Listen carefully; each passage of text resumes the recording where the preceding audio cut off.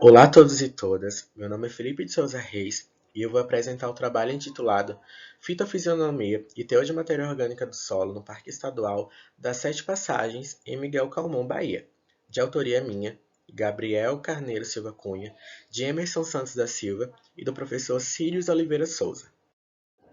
Bem, quando a gente fala de fitofisionomia, a gente fala da maneira pela qual essa vegetação vai se apresentar ao longo dos biomas, né?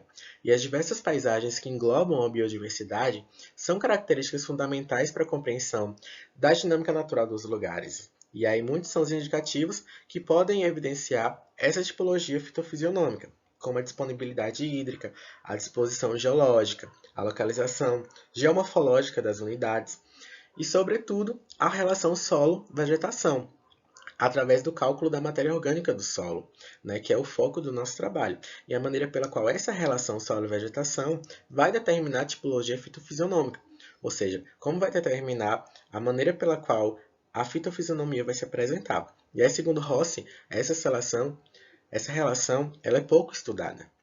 Né? E aí, segundo Fischer também, esse estudo ele é essencial para a conservação dos ecossistemas, tanto do solo e, consequentemente, da vegetação. Diante disso, esse trabalho tem o objetivo de discutir a relação entre a fitofisionomia e o teor de matéria orgânica dos solos em um transecto localizado no PESP, que é o Parque Estadual das Sete Passagens, em Miguel Calmon. E se legitima aí, diante da escassez de estudos que versem sobre isso na área em estudo e também diante da Lei 9.985, que instituiu o SENUC, né, que incentiva a realização de pesquisas científicas e monitoramento das unidades de conservação. Quanto à caracterização da nossa área em estudo, ao longo do semiárido brasileiro, optou-se por estudar o Parque Estadual das Sete Passagens, que está inserido ali no território de identidade Piemonte da Diamantina. Segundo a Secretaria de Meio Ambiente e Recursos Hídricos do Estado da Bahia, por meio do Plano de Manejo, que foi um dos documentos mais utilizados ao longo do nosso trabalho, o Parque Estadual foi criado por meio de um decreto estadual nos anos 2000 e abrange aí 1,13% do território de Miguel Calmon e 0,10% do território de Jacobina, apresentando também o alto potencial hídrico e também a predominância dos solos do tipo argissolo e neossolos. Segundo o plano de manejo, o nome Sete Passagens é alusivo a 7 cancelas entre as serras e o trecho mais declivoso do parque. Quanto aos procedimentos metodológicos, o trabalho foi dividido em 4 principais etapas. A primeira composta da revisão bibliográfica, acerca da influência dos solos na fitofisionomia. A segunda, composta pela aquisição e análise das amostras, tanto em campo como em laboratório. A terceira, pela vetorização, georreferenciamento, integração dos dados em ambiente SIG. E, por fim, o cálculo da matéria orgânica do solo e a redação final da pesquisa. Nessas duas figuras, a gente pode perceber alguns dos procedimentos em laboratório. Na figura 2, a gente percebe a amostra do solo sendo selecionada por meio de uma peneira granulométrica. Né? Essa peneira ela possui 2 milímetros e ela promove a homogeneização das partículas dessa amostra, que foi um dos primeiros procedimentos em laboratório. E a figura 3, a gente percebe as amostras dos solos na estufa para secagem. Ela ficou nessa estufa, portanto, mantida a 100 graus Celsius, né, durante um período de 24 horas. Posterior a isso, as amostras foram aquecidas a temperatura de 500 graus no forno do laboratório, do tipo mufla, durante 5 horas. Né? E aí, ao finalizar esse período de queima, cada amostra foi pesada novamente na balança analítica de precisão e a diferenciação entre o peso inicial e o peso final nos trouxe aí o teor de matéria orgânica. Mas as tabelas posteriores vão tornar mais compreensível esse cálculo anterior, durante e depois. Bem, essa aqui foi a nossa figura final, que é o perfil topográfico do transecto mapeado.